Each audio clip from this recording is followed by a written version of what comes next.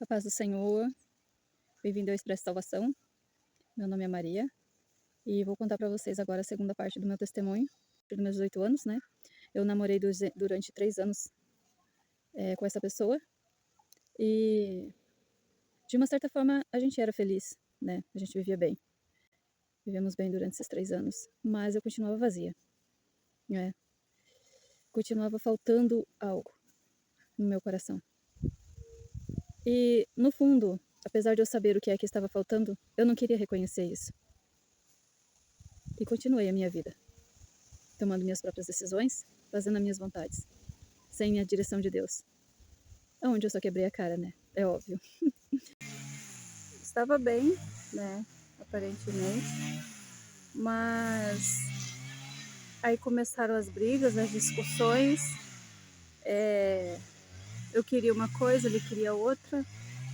Nossos desentendimentos. E então acabamos terminando o nosso relacionamento.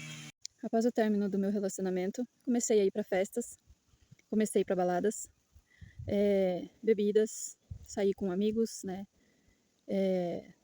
Comecei a ter relacionamentos sem compromisso, né? No caso, hoje em dia eles dizem ficar, né? Os jovens de hoje em dia dizem ficar, então começou assim a minha vida. Depois de uns 2 anos desse período, eu resolvi mudar a minha profissão. Aí eu fui fazer um curso, no qual onde eu conheci o pai da minha filha mais velha. Nós moramos 1 ano e meio junto. E uma semana antes de eu descobrir que eu estava grávida, eu me separei.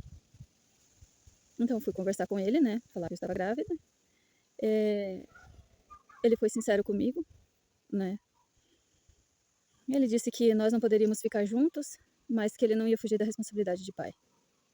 E realmente foi o que ele fez. Então eu vivi sozinha, né? Fiquei sozinha, mãe solteira. Cuidei da minha filha. Claro, sempre que precisava ele me dava apoio, né? Em relação financeiro. Então eu segui a minha vida. A minha menina tinha 2 anos e 7 meses. Eu recebi um convite, né? Da minha família aqui, da onde eu moro agora, para participar de um acampamento. Acampamento do Movimento Sem Terra, que seria do MST. E eu sozinha, né, com uma criança nos braços, pensei, eu não tenho nada a perder, não tenho ninguém, né, de uma certa forma assim. Não tinha casa própria, não tinha carro, né, tinha um emprego, mas isso não era uma estabilidade para mim. Não tinha com quem deixar minha filha para mim trabalhar. A gente contratou uma babá, mas não é a mesma coisa você tá cuidando da sua filha, né? Ela era amorosa, cuidava bem da minha filha, mas os gastos, né, foram aumentando, aluguel, babá. Então eu não conseguia me manter sozinha, né? Não conseguia me manter financeiramente. Então eu tinha muito preconceito, né, do MST, tinha muito preconceito de acampamento, mas resolvi arriscar. Quando eu cheguei no acampamento, quando eu cheguei aqui, eu vi realmente o que era totalmente diferente daquilo que eu imaginava, daquilo que eu ouvia as pessoas falarem, né? Então eu resolvi ficar no acampamento e é onde eu acabei me envolvendo de novo, né, com uma pessoa e engravidando novamente, meu segundo filho. Então eu me via com uma menina de 2 anos e 7 meses, grávida do meu segundo filho e ainda sozinha. Porque essa pessoa também, né, ele não assumiu uma família, né? Talvez ele até quisesse, mas eu não estava preparada. Naquele momento eu não sabia o que eu queria da minha vida. Continuava sem Deus e continuava aumentando o vazio no meu coração. Então eu permaneci no acampamento e fui seguindo a minha vida. Em Salmos 14:1, Deus diz assim, ó: diz o tolo em seu coração, Deus não existe. Corromperam-se e cometeram atos detestáveis. Eu nunca disse que Deus não existia, como diz no Salmo, mas eu fiz atos detestáveis aos olhos dele. Porque quando a gente comete pecados, Deus não aprova. Nós estamos, sim, pecando contra ele, entristecendo o coração dele. E eu estava fazendo justamente isso. Estou gravando esse testemunho para alguém que se identifique com o meu testemunho, entender que ele não está sozinho, ela não está sozinha. Entenda, você não está sozinho. Deus não esqueceu de você.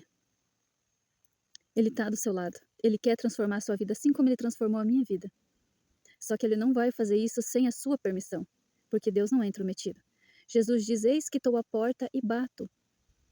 A gente tem que abrir. Então eu digo para você, Deus, ele quer te restaurar, mas você tem que permitir isso. Então que esse meu testemunho sirva para você como um exemplo de que você não está sozinho, de que nada do que você já fez, está fazendo, vai mudar o amor de Deus por você. Deus está esperando você se arrepender. Deus está esperando você dizer: Pai, até aqui eu fiz a minha vontade, até aqui eu fiz da minha maneira, mas a partir de agora, Senhor, que seja feita a sua vontade. Aí ele começa a trabalhar e restaurar a sua vida assim como ele fez com a minha. Eu ainda vou passar para você todas as outras fases da minha vida. Então aguarde os próximos vídeos e você verá a transformação que Deus fez na minha vida. Tá certo? Até o próximo vídeo, então.